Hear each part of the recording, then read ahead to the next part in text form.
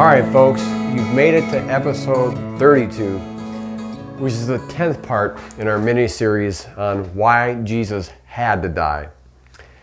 And if you've made it this far with me, then you are ready for the climax into where all these former episodes have been pushing us towards, which is finally going to give us the answer and the explanation behind this question. So without a drum roll, here we go. The New Testament sets the need for Jesus' death squarely on one particular purpose, and one purpose alone. And this purpose was partially outlined when the Flowage podcast first launched with episode 1, starting out to talking about the problem of evil.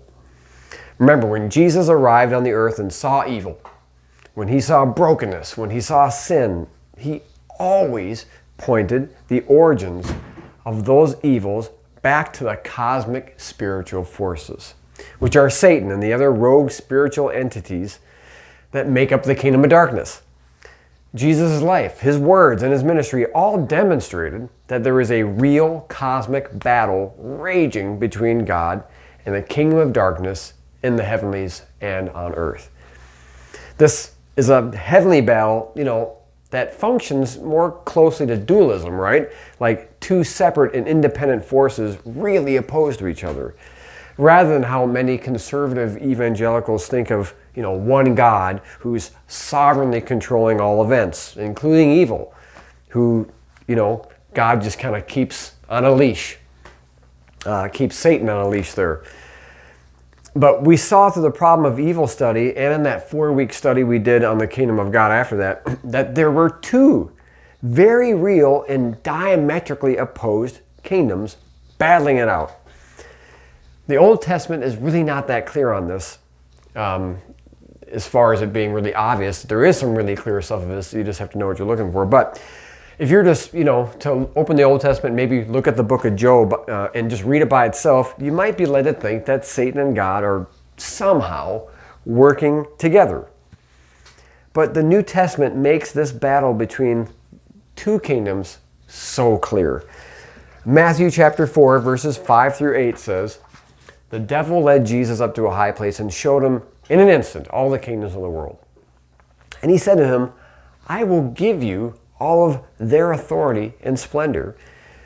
It has been given to me, and I can give it to anyone I want to. If you worship me, it will all be yours." Ephesians chapter 2, verses 1 and 2 says, "You were dead in your trespasses and sins, in which you once walked, following the course of this world, following the prince, or the ruler, of the power of the air," the archon in the Greek of the air, "the spirit that is now at work in the sons of disobedience." And a text that we also looked in earlier episodes, when Jesus gets accused of delivering a man oppressed by an evil spirit by using the power of Satan, that's what they accuse him of doing, Satan replies with this statement in Matthew chapter 12, 25 through 26. "Every kingdom divided against itself is laid waste. It can't stand. And no city, house divided against itself will stand. And if Satan casts out Satan, well, he's clearly divided against himself. How then will his kingdom stand?" So clearly, Satan had some kind of authority, some kind of rulership in his own kingdom in place in order for him to be able to say those kind of things to Jesus, right? I mean, how is it even possible unless there's two warring kingdoms going on? So there's this battle. There's this spiritual warfare going on, folks. Therefore, it makes total sense that the New Testament sets the need for Jesus' death squarely on conquering those evil forces and destroying the devil and all of Satan's evil agents and their evil works, and defeating all of the sin and evil works in humanity that the devil's opposing kingdom influence brings. That's why in this Christus Victor view, Jesus is called the victor, because he is the conqueror who rescues humanity from the opposing forces that held us in captivity. There it is, folks. That's the reason for Jesus' death on the cross. And what I'm going to do over this episode, and probably the next one as well, is explain exactly how all this works. And eventually get to explaining how does Jesus' death affect anything concerning Satan's kingdom and his power. Because this is what lies at the heart of this model of atonement, Christus Victor. And by seeing exactly what Jesus' death does, it'll help us more fully enter into that redeeming work that Jesus did first on the cross, that's the point of it anyways, to receive Jesus' work on the cross into our lives. All right, the Christus Victor model of atonement is very well and very clearly laid out in the passages and overall narrative of the New Testament. And that totally contrasts with the penal substitutionary model of atonement. When you read the New Testament, you can't find one single passage that states, in any clear terms, that Jesus came to absorb the wrath of God so that we didn't receive it. There's nothing like that in the New Testament. You can't find one passage that says Jesus took our legal punishment upon him and God punished Jesus in our place. There's nothing like that at all in the New Testament. And folks, double asterisks right here, if you're taking notes, that's why there's no such doctrine like this in the church until the reformers like Martin Luther and John Calvin, until like the 16th century. Yeah, Anselm of Canterbury started to move closer to this in the 11th and 12th century with his satisfaction model of atonement. And I don't have time to go over that model here, but there's in the New Testament that drove, or there's nothing in the New Testament that drove any of those early church leaders before Anselm or before Luther or Calvin to come up with a preposterous idea of this penal or substitutionary atonement. And because of this lack of direct New Testament scriptural support, folks that advocate and teach penal substitution mode of atonement have had to kind of piecemeal their supportive texts together to come up with a scriptural framework for their view. There's a lot of reading into those passages. But not so for Christus Victor. We have 3 straightforward passages that tell us why Jesus had to die. And they're just about as plain as you can get. We looked at these before, but as a reminder, here they are again.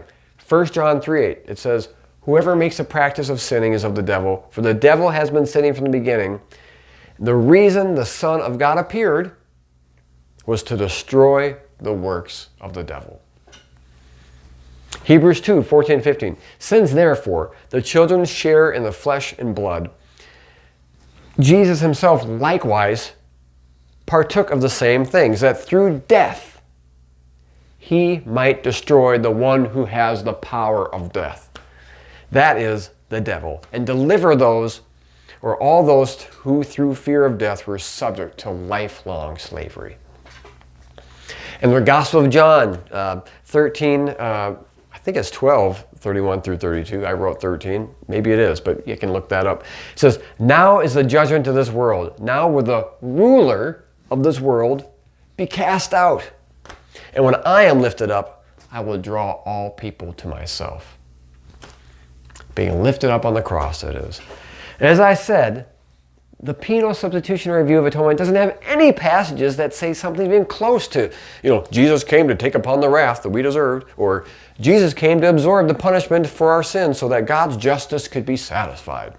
There's nothing like that in there at all. Instead, that whole PSA view is stitched together from some Old Testament concepts of the law of Moses and animal sacrifices, a bit from Isaiah 53, and then read penal substitutionary view into New Testament passages that don't need to and were never intended to be understood that way or interpreted that way. And that's why I spent so much time on the law of Moses and the animal sacrifices in this series to show how neither of those need to be interpreted in a PSA light. At some point I'll do some commentary on Isaiah 53 as well, but not today. But these 3 Christus Victor passages that Jesus came to destroy the works of the devil, man, they're so obvious that you would have to purposely ignore them or completely reinterpret them to come up with a different conclusion about the reason why Jesus had to die. All that is to say is why Christus Victor, that's why it was the mainstream and popular view for the first 3 centuries of the church. It's such an early and foundational view that this is why it has that old Latin language, Christus Victor, because it comes from way back then. And we'll talk about it later. And there's a cousin of Christus Victor too, which is called, ransom theory of atonement, and we don't have time to go over that today. That was also going around the early church back then too, but this Christus Victor, it continued to be a more or less a dominant understanding of the reason for Jesus' death up until those late Middle Ages, until Anselm started to come up with some different stuff, and up until Martin Luther and Calvin developed this idea of penal substitutionary atonement, which instead, it refocused Jesus' death on the need for God's justice to be satisfied via legal mechanisms, and a blood for blood and a tit for tat retributionary forgiveness. It's all about these legal mechanisms. We're going to talk about these legal mechanisms concerning Jesus' atonement later in this episode, so just hang on to that thought as we move on.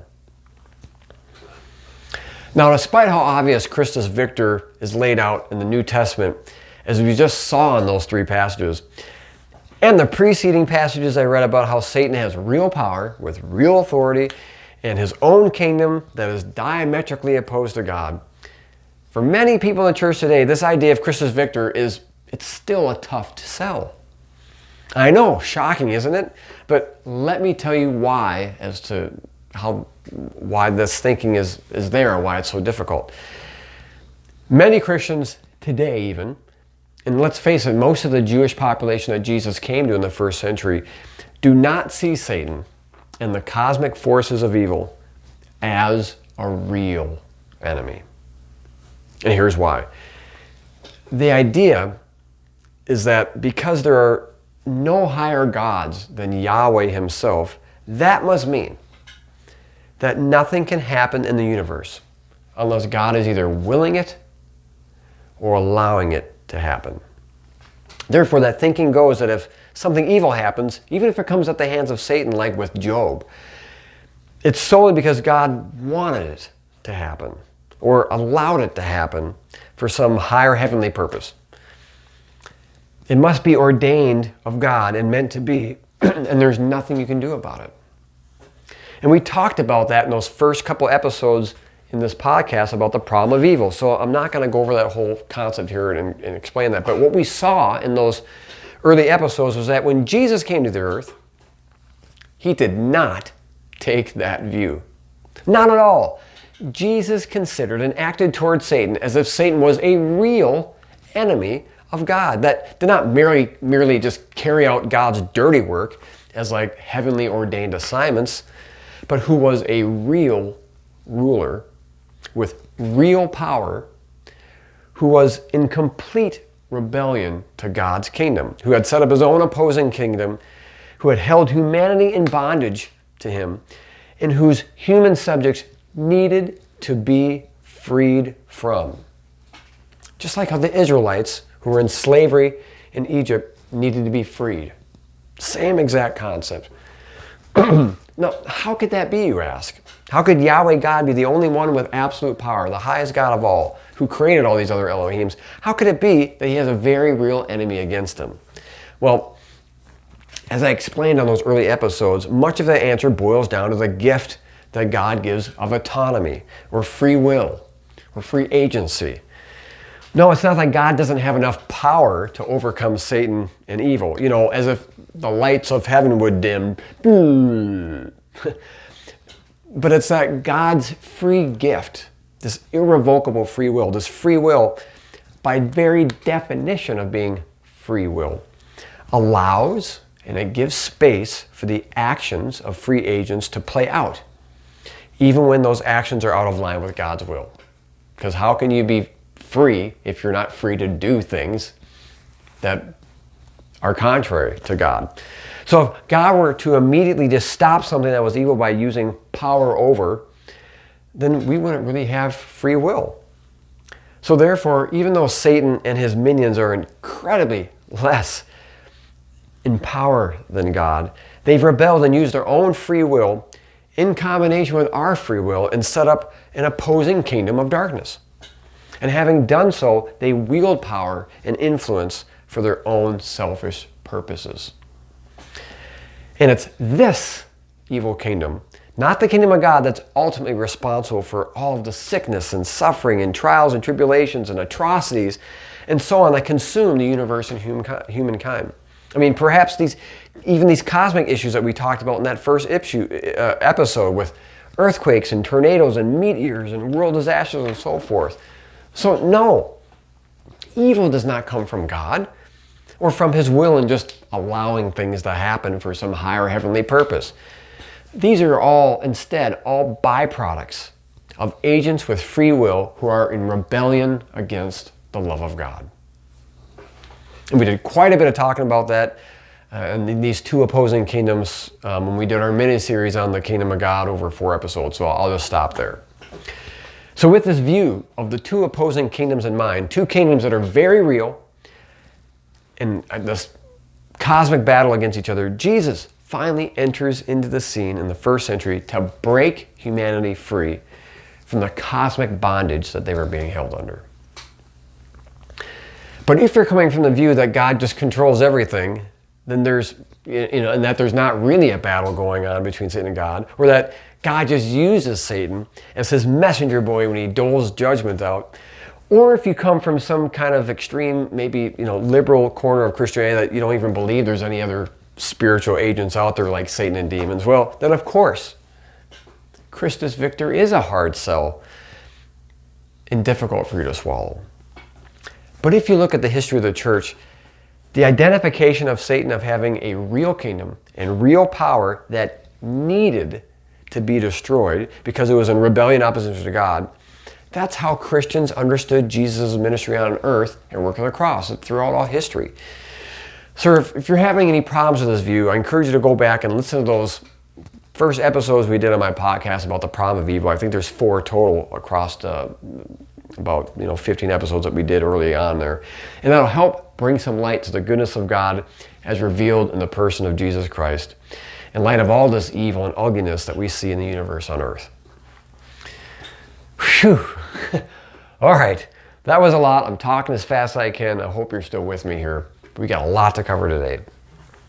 All right, the next thing I want to point out is noticing how Christus Victor is stark in comparison to the penal substitutionary view.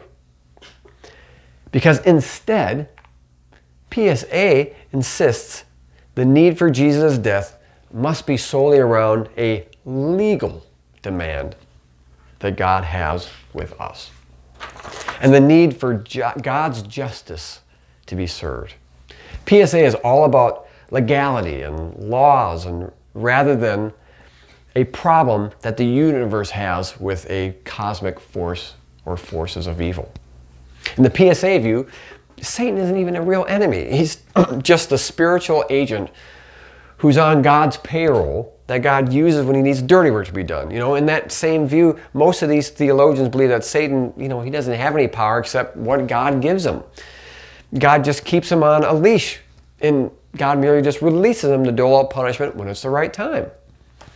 So in that view, there really isn't a real opposing kingdom. There's just God's kingdom who just uses the devil when judgments are handed out. So rather, in this view, in penal substitutionary atonement view, humans have violated God's holy law and are guilty of the death sentence. And God needs Jesus to take upon the punishment that we deserve to satisfy God's legal demands of justice. So if you're coming from that view, Jesus' death it's all about satisfying legal demands and laws, which in my opinion are actually a creation of that fallen human beings are responsible for it, rather than being some divine heavenly pattern that God sovereignly gave down. And that's why we spend all that time proving that and going over the law of Moses, I think in 4 different episodes in this series. I mean, the Apostle Paul said in 2 Corinthians chapter 3 that the letter of the law, it kills. Get rid of it. It certainly does kill. It's against us. It doesn't represent God, which is why Jesus got rid of the whole system of following black and white laws concerning justice and violence. Those don't represent God. They needed to be abolished. Yes, the heart behind the righteous behaviors embodied in the law, I mean, that's good. And they're holy and they're just. But the administration, the enforcement, and the legal constraints of laws is death and not how God operates. So if you didn't check those episodes out about the law of Moses in the series, check those out too. But in the Christus Victor view, there really is a war and battle going on, which it's been raging for years and years, probably before the creation of the universe, to which Jesus comes to defeat through his death and resurrection. So that is the difference, or I should say that really is a different understanding of why Jesus had to die when you compare it to PSA, right? All right. Now we're going to get some nuts and bolts of this thing. Now, when I say that Jesus came to the earth to enter into this cosmic battle, that might seem like a really strange thing to say, right? What would this little puny speck of dust among the vast cosmos have any significance with being able to set humans free from Satan's cosmic kingdom? Right? The earth is just tiny in comparison to billions of galaxies and, solar systems and planetary bodies and all that stuff out there. Well, one theologian I know puts it this way, that just as the whole world was engulfed in World War II, it was one little dot on the map, the beaches of Normandy, where the decisive battle was fought that turned the tide for the whole war. So even though Satan's rule is cosmic and that we see corruption and destruction among the whole universe, it was this little blip on the map, planet Earth, where the decisive battle was fought through Jesus' death and resurrection. And it's this victory that Jesus' death accomplished over the cosmic powers of evil that we're going to talk about today. How Jesus' death defeated Satan.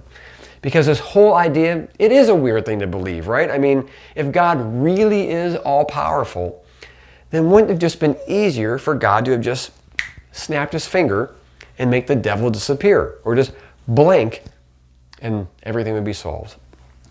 But as I explained, we apparently have a situation going on where God upholds the free will and independent actions of the agent he creates due to divine love. That's what we covered in those early episodes. And therefore, rather than just use his omnipotence to just squash everything that's in opposition to him, that's how we might view, that's how the rulers of this world do things, right? When they want to get their way.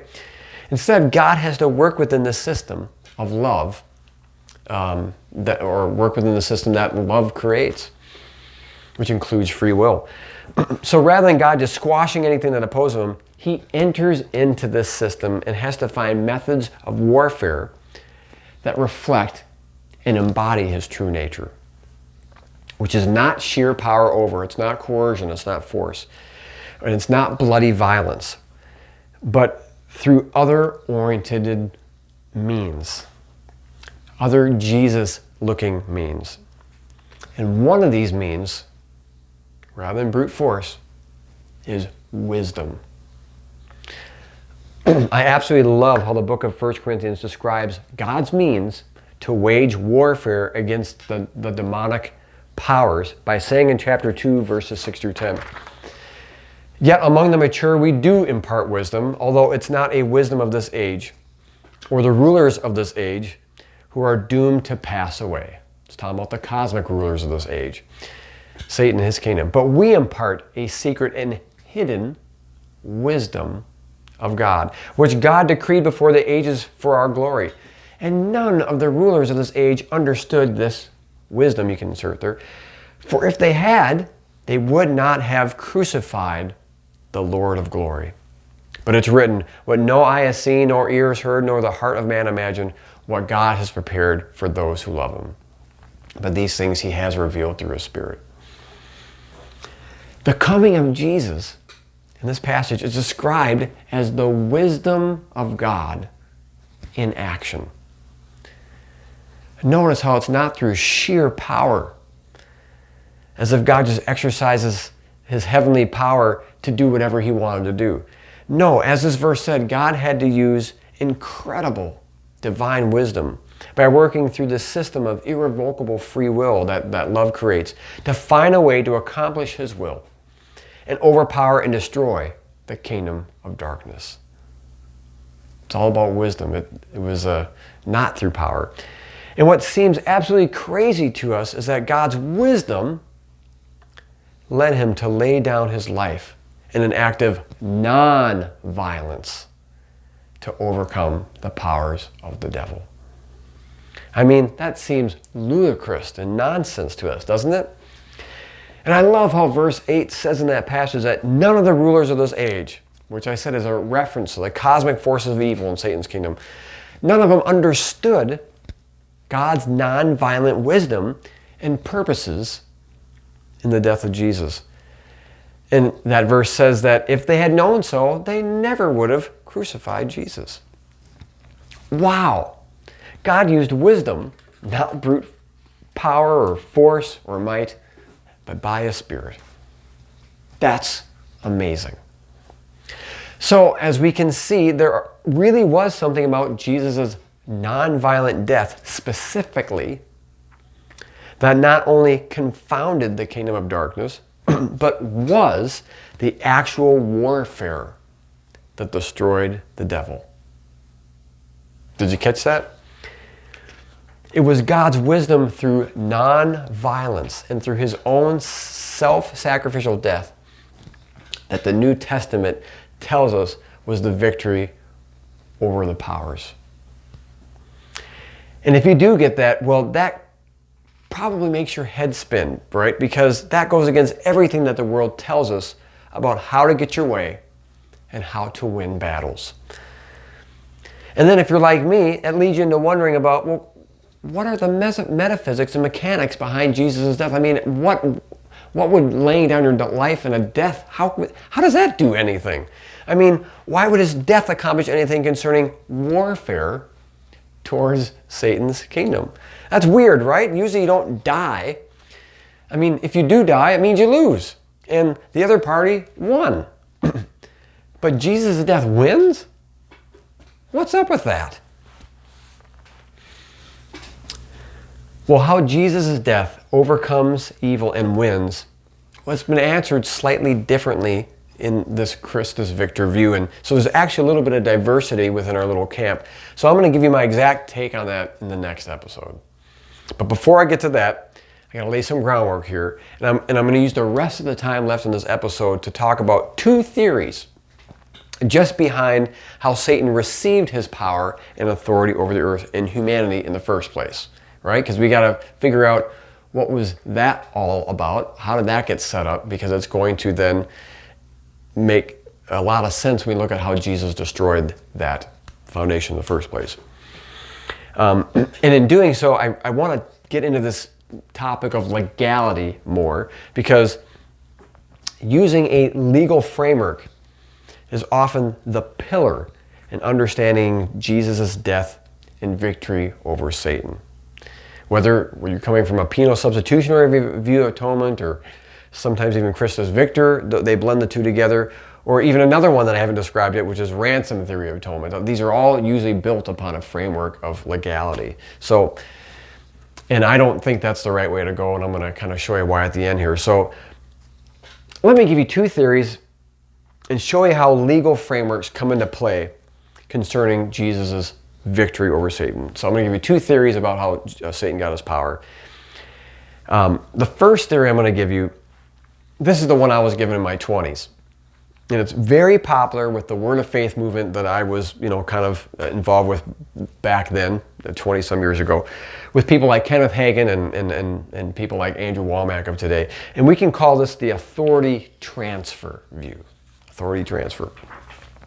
The authority transfer view starts with the idea that the earth, well, it's about 6,000 years old or so, with the story of Adam and Eve's fall and original sin in the garden being a word-for-word literal event taking place in history, just as the book of Genesis describes it to us.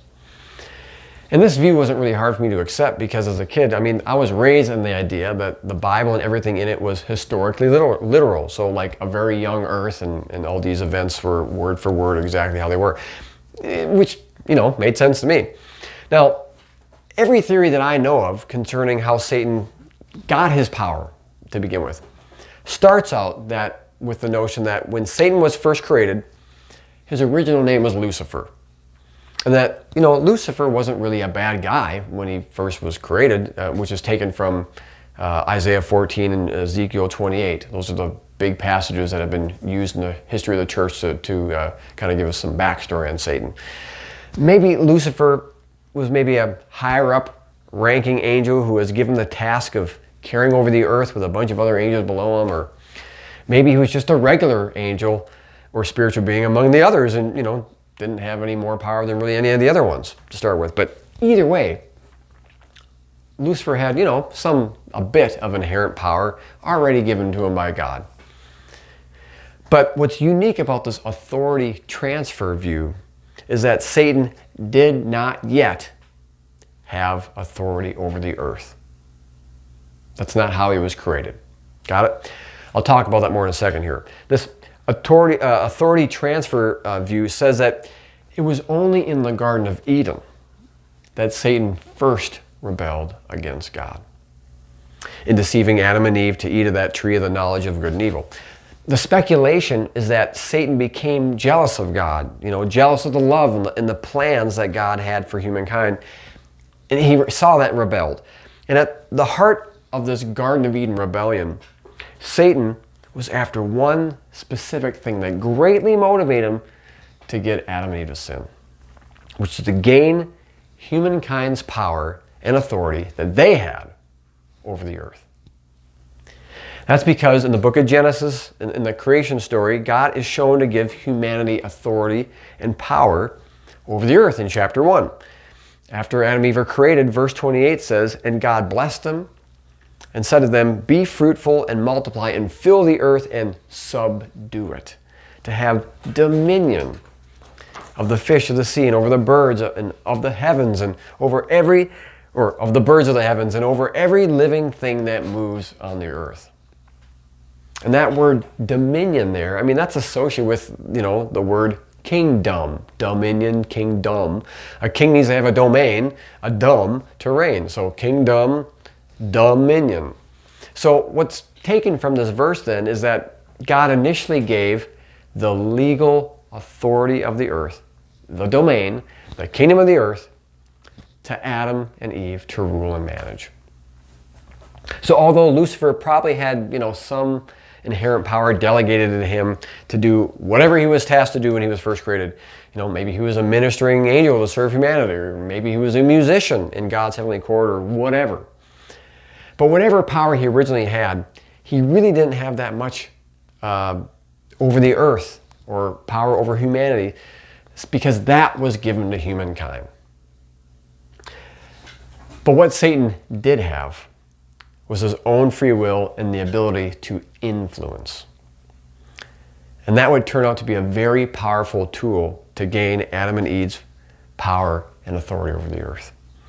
So therefore, Lucifer comes and uses his influence to deceive Adam and Eve and tricks them into committing sin and breaking covenant with God.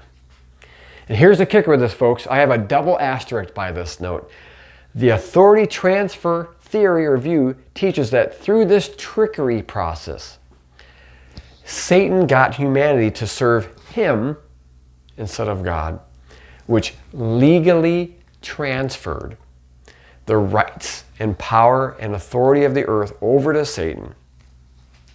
That's where this transfer happens. And because it's assumed that God's kingdom, God's heavenly kingdom, operates by these same legal codes that binds our legal system together that we've created on earth here, we believe that Satan gained this right to the earth fair and square, meaning that God would have to honor this transfer. It was only then at this point that Lucifer became Satan. And a bunch of other angels went with him, maybe as many as a third of the angels. People take that from the book of Revelation. A third of the stars were brought down. And it was only here, after this fall in the Garden of Eden, that Satan set up his own opposing kingdom and became the rightful owner with full dominion over the earth. It was at this point that due to Adam and Eve's sin, that the earth became subjected to corruption. Once this original sin entered the earth, all hell broke loose. Death entered in after the Garden of Eden. Diseases, pain, suffering, poverty entered in. Entropy entered in. And all things evil, including natural disasters. You name it. All earthly evil was a product of Satan's deception that started, or that happened, in the Garden of Eden as a result of Adam and Eve's sin. And thus, you can see how from this view Satan really is in opposition to God, right? Due to his jealousy and his desire to ascend to God's level of power. And that he's not some sort of angel of death on God's payroll doing God's dirty work. But we see also that Satan's authority, it's based upon a legal framework, legally taking humanity's God-given authority. All right, that's the bad news. And the first half of the authority transfer view.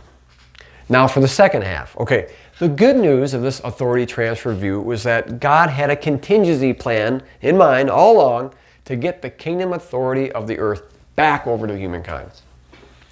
But in order to do this, it would have to be done lawfully and legally, right? Because God originally gave them authority over the earth to human beings, and it would therefore take another human being who is not legally bound under the power of Satan due to sin slavery to win the dominion of the earth back in human hands. See, it's that legal component coming up again. Therefore, God's contingency plan would come via the second person of the Trinity, Father, Son, Holy Ghost, becoming incarnate in flesh as the person of Jesus. The plan was that God takes on human flesh fully. He becomes 100% genuinely human so that he can take back the legal authority of the earth that Satan held, that only a human being could regain. And because Jesus was conceived by the Holy Spirit through the virgin birth and not genetically marred by the passing down of original sin under that lineage of Adam and Eve, and because Jesus remained sinless throughout his whole lifetime, it was that which gave him authority over the devil while he was in flesh on the earth. Jesus didn't sin, had no lineage of original sin, therefore he was not under any type of dominion of Satan. He could keep covenant with God perfectly. He could walk free from sin because he did not have that nature to sin residing in his human spirit. And because he had an inseparable spiritual connection with God that empowered him to remain free from sin, there was no hold that Satan had over him. Thus, Jesus had become the first human who was free from the power and authority that Satan lawfully had over the rest of folks. However, even though Jesus was free, just as John recorded Jesus saying in chapter 14, verse 30, says that the rule of this world is coming and he has no claim over me, right? Just coming in the person of Jesus was not enough to free the rest of humanity from Satan's power and give the authority of the earth back to them. And this is a really important point, so pay attention here, because it's here where it appears to be a Christus Victor authority transfer view. It's here where it merges, unfortunately, penal substitutionary atonement with Jesus' victory over Satan. You see, Satan, from this view, held the legal right of humanity because of humanity's debt to sin. Sin is what gave and continues to give Satan the legal grounds to have dominion over us. For God to free us from Satan's power, God had to deal with the legality of Satan's claim due to our sin. And being that the only way for God to deal with sin was to dole out the just punishment for our sins, humanity was just forever lost to be under Satan's power and bound to an eternity of hell just like Satan was. Unless that just punishment for sins could be doled out elsewhere. If God's justice towards sin could be satisfied somehow, well, then Satan would no longer have a legal claim over us and over humanity, and we'd be freed from Satan's authority. So what Jesus' death on the cross accomplishes then, in this view, in this authority transfer view, is it releases the penal consequences and eternal punishment that God must give us legally. God punishes Jesus in our place, and that action legally releases us from the power of Satan by wiping our debt clean and canceling out any legal hold that Satan had upon us due to sin. Therefore, if you're a believer in Jesus and receive his penal substitutionary atonement by faith, your debt's been paid, man, and you have been released from Satan's authority over you. You're free and able to walk in the authority that Jesus has won back for you through his death. All right, now that's about as fast as I could go through that view, and I'm missing a lot of details in there due to time, and that might raise a lot of questions too, but that's the gist of it, okay? And sure, there's some really good things about this authority transfer view, mainly that it promotes Christus Victor at its core, and that Jesus comes to destroy the works of the devil. But I've actually moved on from this view for a number of reasons, especially since it unnecessarily includes penal substitution. And because it's got all this legal stuff that I don't believe is really a reflection of how God works with humankind.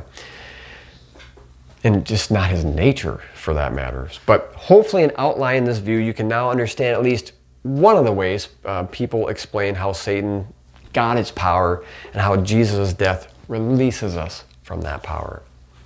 And I know that's a lot to take in, but just hang on with me for this episode. Another view regarding how Satan got his authority over the earth we'll call the Luciferic dominion, or the pre-Adamic rulership, pre-Adam and Eve, that is. All right, this view believes that Lucifer was among a bunch of other spiritual beings or angels that were actually given authority over the universe and the earth, as watchers, as caretakers, and as assistants to humankind. That's the role that God gave them. In fact, Satan might have been the highest in rank, in power among these angels and the chief ruler of the earth. There's people vary on how they look at this, but this authority, which included power over the earth and its affairs, was given to these benevolent Elohims by God before humans ever came into being. Lucifer and other spiritual beings, they did have a fall from grace and rebellion against God, but man, that happened long before the Garden of Eden. Some believe way before, like some theologians suggesting that the Big Bang was the initial byproduct of Lucifer's original fall. Since if you think about it, entropy and the breakdown of all matter in our universe, that doesn't appear to be very godlike and a life-giving property, right? So, or others have proposed such ideas as gap theory, where the universe and the earth was created in a paradise-like state, but then Satan rebelled after these things were made. And after a great heavenly battle and that affected the natural world, the earth had to be recreated. Genesis chapter 1, verse 1, that's the first creation. This cosmic rebellion taking place right after that first verse, and then verse 2 being the recreation of the earth. I could go over why that is, but I just don't have time to kind of go through those verses here. But from this view, this means that the earth and the universe, they were already in a state of decay and disorder when it was recreated. And sin was already present in the universe before the story of Adam and Eve. The Garden of Eden, sure, that might have been created in perfection, and sin may not have yet affected that domain or affected humans until Adam and Eve, fell. But the cosmic evil and destruction and Satan's rulership over the earth was already running amok, and it was already in place. Therefore, in this Luciferic or pre-Adamic rulership, like I said, the universe, it was already fallen. Sin had already entered the world, and Satan already had his dominion and kingdom over the earth set up before the Garden of Eden. Which means that all Satan does in this view, in the Garden of Eden, then, is to get humanity caught up in the evil that was already going on, so that he could just extend his reign of terror and carry that over into the affairs of humanity.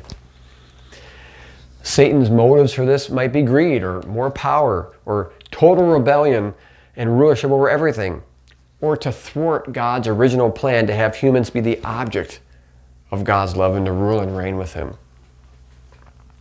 So yeah, humanity is still under the captivity of Satan in this view, but it wasn't humankind's original sin in the Garden of Eden that gave Satan his power and authority over the earth. That's the difference. Now, that's a really fast version of the Luciferic or the pre-Adamic rulership view of how Satan got his rulership over the earth. Fast I can go, and lots of holes in there, lots of questions, but that's the summary. And what I wanted you to notice there is that this view doesn't put Satan's rulership and authority over the earth dependent upon a legal framework, right? There was no transfer of authority of the earth as there was in that authority transfer view. Rather, Satan already had his power and he abused it.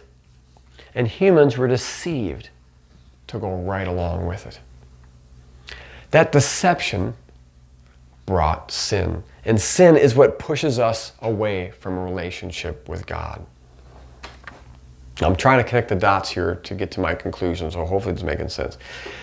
Which means that the salvation of humankind, for whatever Jesus needs to do to bring us back, it's not based upon a legal redemption. There's no legal transaction that needs to be made to bring about humanity's freedom, because that wasn't the problem in the first place. It's Satan's deception that we need to be freed from, and the sin that causes broken relationship with God. That's why I think we need to get freed from viewing Jesus' victory over Satan via his death as some sort of a legal transaction. We don't need a legal transaction to be freed from Satan. We need a relational transformation. All right, now as I close this episode out, let me build upon that last thought. This relational transformation versus a legal transformation. For those of us who do see the kingdom of Satan as a real enemy in whom Jesus came to destroy, like in this Christus Victor model of atonement that I'm presenting, those who, or many who do, they still fall back on this idea that humans were legally bound to Satan because of their guilt of sinning against God. And that due to that bondage, destined to spend eternity in hell just like the devil. That's their state. And in order to be freed from Satan's slavery and consignment to hell, God needs to find a legal solution of dealing with humanity's sin to get them out of that bondage, which, of course, comes through the penal substitutionary model of Jesus' death and atonement. So either view you take, this authority transfer or the pre-Adamic rulership, for many people, the reason for Jesus' death still eventually will get broken down into a legal mechanism. And I don't think this is necessary because it's not the legal nature of sin to hold us in power to the devil. It's not. It's the organic nature of sin that holds us in power to him. I don't know if you heard that, because that's a very big difference. I'm talking about being slaves to sin outside of a legal framework. Okay? I think this is the true issue that's going on with humanity and the real mechanism that Jesus' atonement provides, which is to be set free from the nature to sin, not the legal parameters around it. Let me explain. Satan's influence that brought sin and self-centeredness in humanity organically bound us to the propensity and to the nature to sin. It organically made slaves out of us to have the nature to sin and slaves to Satan's kingdom. How, you might ask? Well, that comes down to what sin organically does to us. Even if we don't take the story of Adam and Eve to be word for word literal, the takeaway from that story and overall narrative of the Bible is that Satan's influence got us away from relationship with God due to sin. That's the Bible's overall narrative. And as I've shown and stated in other podcasts, sin's organic result, not legally, its organic consequence is guilt, shame, self-centeredness, which then pushes us away from God.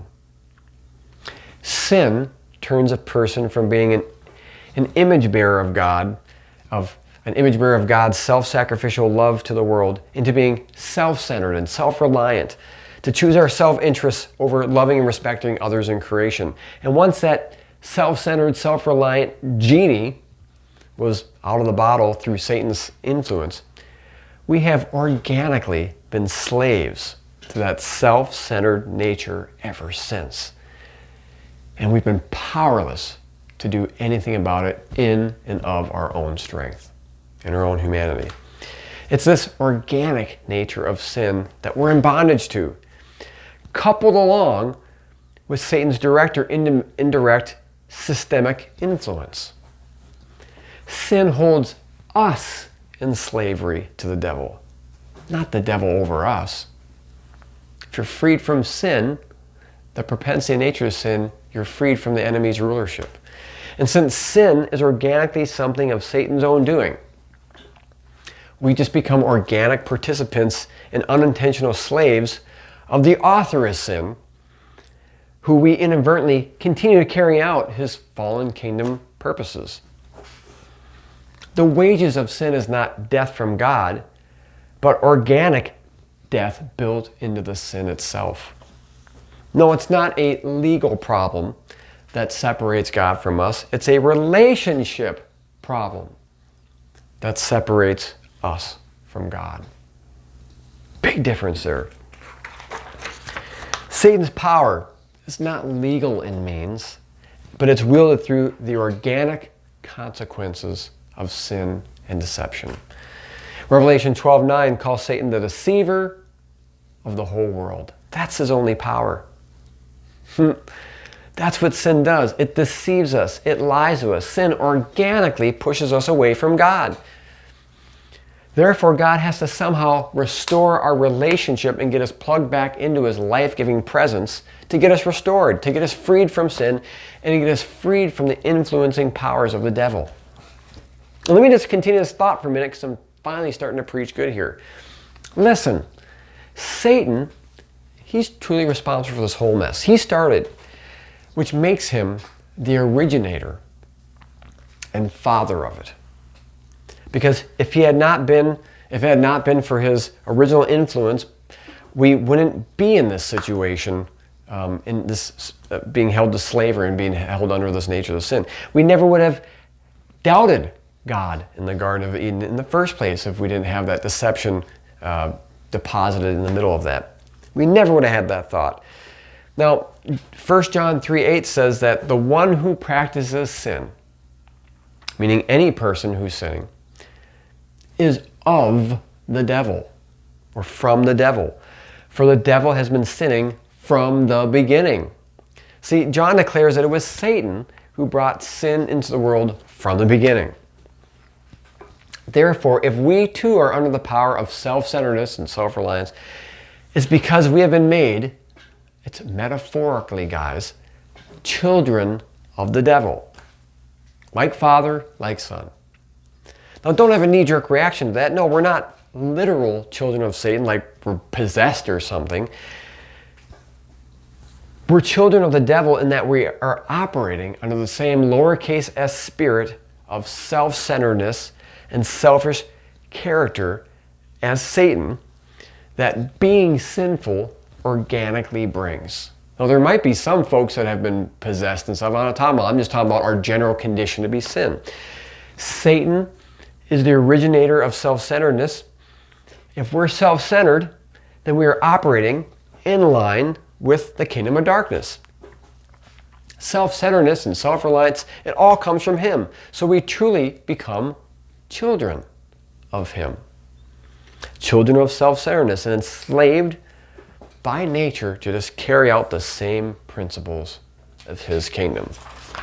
So even if we're not aware of Satan's kingdom or aware of sin's deceptions, or never consciously committed ourselves over to Satan, which is 99.9 reciprocating most of us, we're all still under his influence. We're all still under his rulership and the control and doing his bidding by perpetuating all this brokenness on the earth. See, it's not legal, it's relational. We're basically serving the goals of Satan's kingdom through self-centeredness, and most of us don't even know it. We're children of the devil, acting just like he does, in line with that same spirit of self-centeredness. I mean, geez, Satan doesn't even have to be physically present to make this happen. He just sets up a system of systemic brokenness.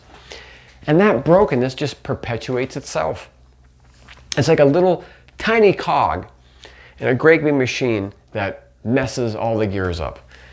If that one little cog breaks down, the whole machine breaks. Systemic brokenness. Ooh, how sly the devil really is, and how little power and how little influence and little personal presence he needs to exert to corrupt everything. And this concept I'm trying to explain here, that's why Jesus had no problem with identifying us as literally like children of the devil. He says that. Jesus tells the Pharisees in John 8 that your father is of the you are of your father the devil, and your will is to do your father's desires. Ooh, Jesus is laying it on hard here. Satan was a murderer from the beginning and does not stand in the truth because there's no truth in him. That's Satan's nature. When he lies, he speaks out of his own character, for he is a liar and the father of lies. The Apostle Paul says this in Ephesians chapter 2.